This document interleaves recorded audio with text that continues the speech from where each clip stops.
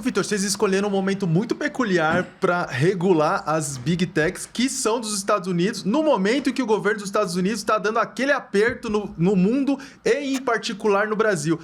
Não preocupa o CAD e o executivo de criar uma lei dessas exatamente nesse momento de muita tensão política? Eu acredito que não, Elton, porque a gente está, na verdade, passando no mundo inteiro por um movimento de rediscussão da política de defesa da concorrência em mercados digitais. Mesmo nos Estados Unidos, existem ações judiciais que estão discutindo até mesmo a eventual quebra de grandes empresas de tecnologia, o que, inclusive, está muito longe de qualquer medida que está sendo discutida aqui no Brasil.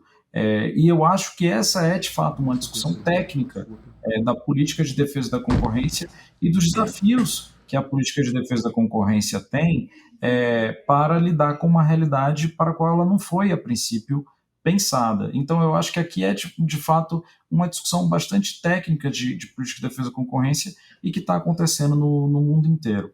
É claro que aqui existem sempre preocupações e discussões super legítimas sobre em que medida essa carga regulatória tem que ser compatibilizada com o dinamismo desse mercado, para não impedir inovação, para não impedir o desenvolvimento de novas tecnologias. Essas são preocupações que foram colocadas ao longo do processo de discussão desse texto.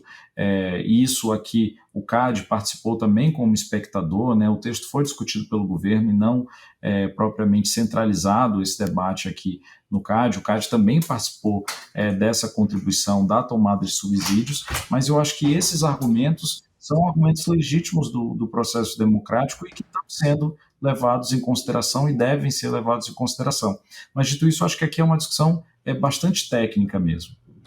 Vitor, e quando a gente ouve falar do CAD, né, acho que no senso comum, assim, na população geral, a gente sempre ouve o CAD atuando quando tem, por exemplo, fusão, aquisição de empresas, de marcas. Qual é a cor do S da Perdigão? Então, e agora a gente vê uma mudança também de estratégia, principalmente como a gente começou esse papo, e você colocou muito bem, né, do efeito de rede, da sensibilidade dos mercados digitais.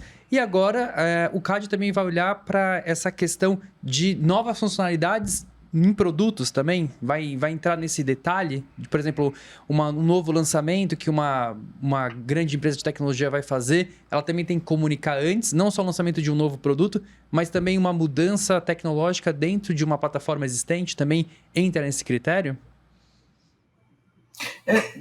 O que a gente observa é que quando a gente está falando de condutas potencialmente anticompetitivas em mercados digitais, muitas das vezes essas condutas têm a ver com os termos e condições de uso daquele produto, daquele serviço digital, ou pode até ter a ver com o design mesmo, né, com o desenho daquele produto ou serviço digital. O CAD ele não vai necessariamente se colocar como, vamos dizer assim, uma espécie de fiscal que vai ter que analisar previamente todas as mudanças que as empresas fazem nos seus modelos de negócio. O que o CAD vai fazer para aquelas empresas que assim forem designadas, né, e que assim tiverem essas obrigações especiais, o CAD vai acompanhar o processo de implementação dessas obrigações.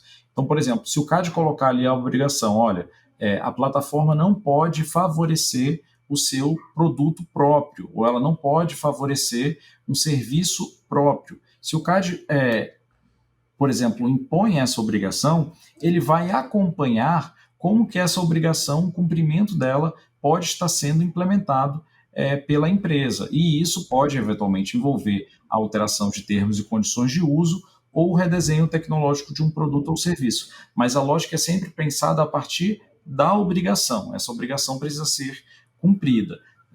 Então, essa um pouco a lógica do modelo. Vitor, pensando num exemplo prático, o Instagram lançou recentemente o Edits, que é uma ferramenta, um aplicativo de edição de vídeo para concorrer com o CapCut, que é do concorrente, o TikTok. Até aí, tudo tranquilo. Só que o próprio CEO do Instagram, em um vídeo postado no próprio Instagram, ele disse que vídeos editados pelo Edits poderiam ter aumento de visualizações. E quando você está navegando ali na aba do Reels, às vezes aparece, né, um vídeo que tem um destaque ali, ó, editado pelo Edits. Nesse caso, é uma mudança que teria que ser avisada, então, ao CAD? É um exemplo de uma mudança assim, mais substancial que precisaria ser comunicada ao CAD? É difícil antecipar situações concretas ainda, Diogo. O que o CAD vai fazer no primeiro momento, né, e aqui, se essa proposta for aprovada pelo Congresso Nacional Brasileiro, e o Congresso Nacional Brasileiro também, sempre é importante deixar claro para os nossos ouvintes, é uma proposta de lei. Então, o Congresso Nacional também pode alterar significativamente esse modelo. Mas o que o CAD vai fazer no primeiro momento é designar as empresas e analisar os serviços ou os mercados em que existe algum tipo de problema concorrencial. Se naquele mercado específico foi identificado um problema concorrencial, isso é feito também a partir de uma análise econômica. Se ali foi identificado um problema concorrencial, pode ser que a resolução desse problema ou a mitigação desse problema envolva um diálogo com a empresa para a adaptação de um determinado produto. Mas não existe uma obrigação, pelo menos da forma como o projeto de lei está hoje, não existe uma obrigação de as empresas pedirem autorização prévia para o CAD para alterar os seus modelos de negócio.